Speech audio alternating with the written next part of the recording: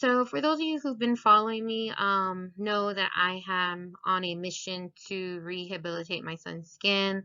So I am trying to control his HS, and by controlling it, I don't mean curing it because there's no cure, but I am trying to figure out to at least maintain it so that way he can live with it, not be in pain, learn his limitations and his reactions to the actions that he makes.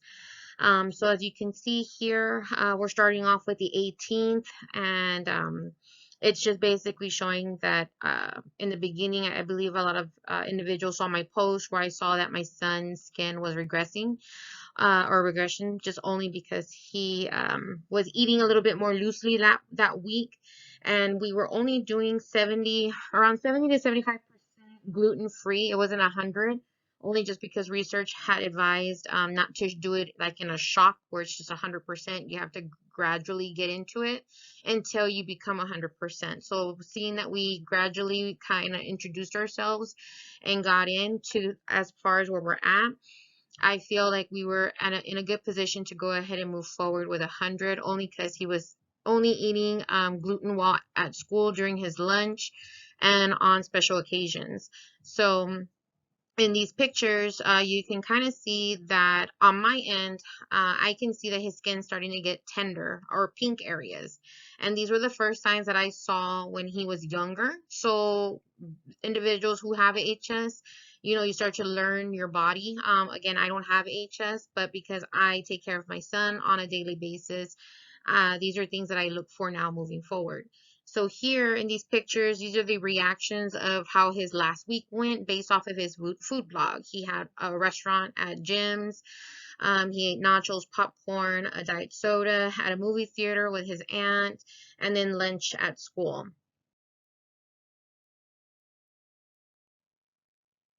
So on this slide, you'll see the next day. It looks a little bit worse. I get a little worried, of course, because I'm his mom. And so I decide to say at this point, let's go ahead and go with 100%.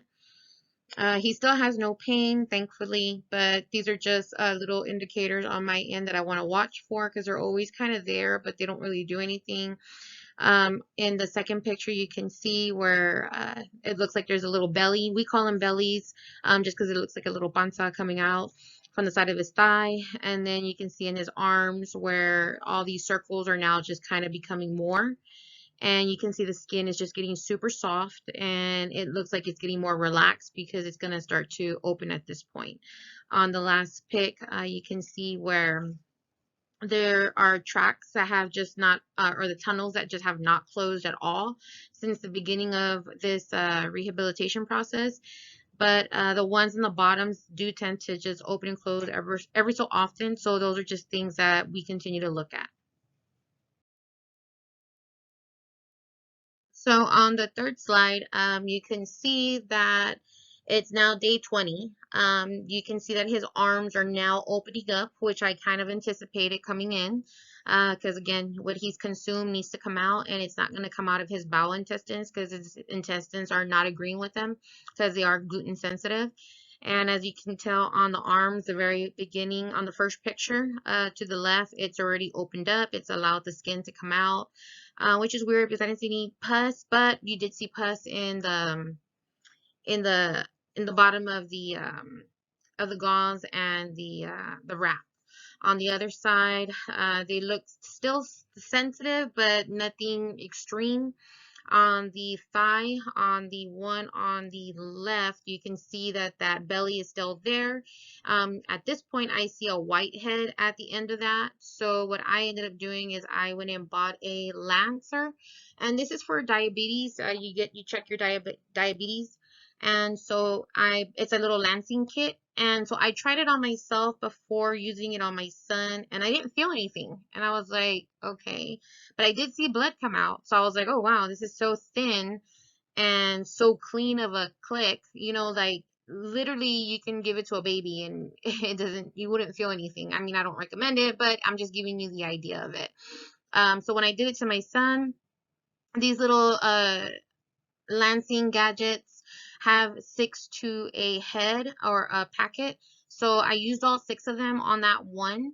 And well, not all. I used 2 on myself because I couldn't understand, or but I didn't know if I was working it right, because I've never actually done this before. I was real old school, did it with a needle. Not that I recommend, but for myself, it's just something that I've always done since I've had my son, or his first signs at age 7. But anyways, so this is the new and improved little lancing kit that I bought that I absolutely love. And so on day 1, when I lanced it on that night on the 20th, I noticed that it opened up a little bit. It kind of bled. It didn't let me push it, so I didn't want to irritate it, so I left it alone. I figured that once my son got in the shower, it would probably drain on its own, but it actually didn't. When he got out of the shower, it was like still there. So I was like, okay, well, maybe it didn't work. So I was kind of like, all right, whatever. It's still something that I wanted to try, but I'm glad that I did, because you'll notice something on the next slide. So as we move on. All right, so on here on the next slide, number 4, you see that throughout the day, he has his wrap on, and we don't change his wrap till the end of the night, right before shower time. So right before shower time, you can see on the number 1, this is the results. It's open. It's been leaking throughout the day. I asked him if it was painful, and he said no, he didn't feel any pain at all.